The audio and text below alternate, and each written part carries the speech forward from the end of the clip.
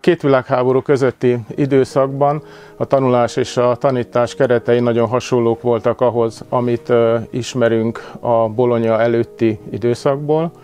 Ez azt jelentette, hogy előadások voltak, szemináriumok voltak, és a képzés mindenhol osztatlan formában történt.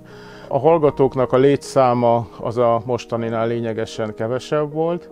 Összességében azt lehet mondani, hogy jogászból 20 000, orvosból 2500, bölcsészből néhány száz kapott diplomát az Erzsébet Tudományegyetemen a pécsi időszakban 1950-ig.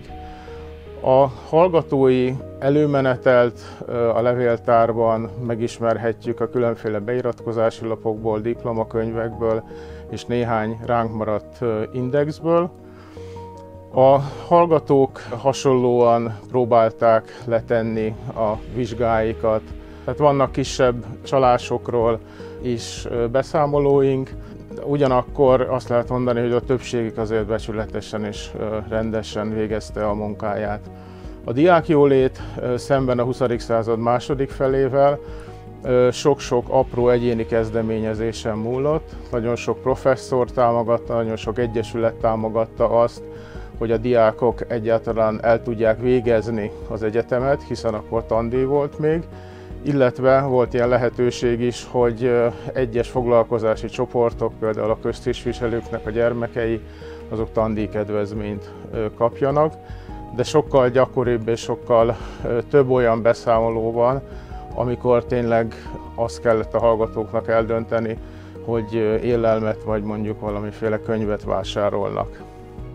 A mezei jogászok azok voltak, akik nem jártak rendszeresen előadásokra, többnyire valahol állásban voltak már, de vizsgázni eljöttek, hogy a végén megkapják a diplomát. Néha ide látogattak, és ha véletlenül éppen akkor volt névsorolvasás, akkor jelentkeztek. A jelentkezés többnyire úgy történt, hogy a mostani kollégiumban, szemben az egyetemmel ott álltak az őrök az ablakban. Mikor látták, hogy névsorolvasás, katalógus lesz, akkor hirtelen riasztották a többieket, kirohantak az utcára és bemásztak az ablakon. Az előadóteremnek földszinti ablaka volt, nem is volt magas. Könnyű volt megszerezni a katalógust. Némely tanárnál hivatalos súgók működtek, menedzserrel, megszabott egységhonoráriummal. Érthető, ha egy szigorlatomon a jogi kar egyik legkiválóbb professzora a hivatalos rész utáni beszélgetésben körülbelül szóról szóra a következőket mondta. Én már ajánlottam kollégáimnak, hogy doktorráavatások alkalmával tűzzük ki az egyetemre a gyászlobogót. A második világháború után egy széttagoltabb egyetemi rendszer jött létre, a felsőoktatási rendszer jött létre Pécsett.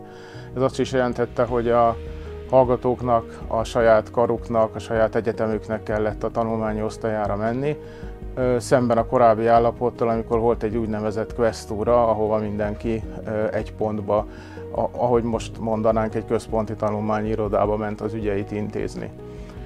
A második világháború után egészen másfajta módon ugye az állam gondoskodott a hallgatókról, ha szabad ezt mondani.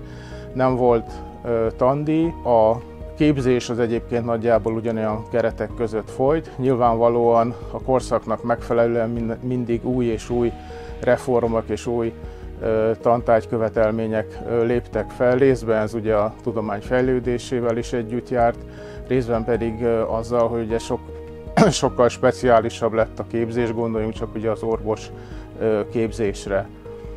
A hallgatóknak a jólétét biztosították ugye a kollégiumok, ezekből a 70-es, 80-as években több is épült Pécsett, és továbbra is használták azokat a régi kollégiumokat, mint például a MOR kollégium, nyilván már nem MOR kollégium néven.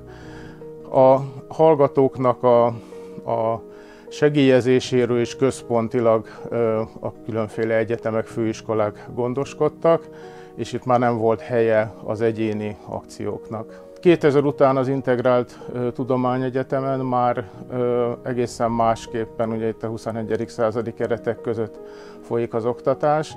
Nagyon sok olyan dolog teljesen ismeretlen már a mostani hallgatók számára, mint mondjuk az index, leckekönyv, vagy ezek a manuális, kézzel vezetett nyilvántartások. Most mindenki ugye elektronikusan intézi ezeket a ügyeiket, és azt gondolom, hogy sokkal nagyobb hangsúly van a diákjólét szempontjából és az egyéni vagy a családi támogatásnak most már.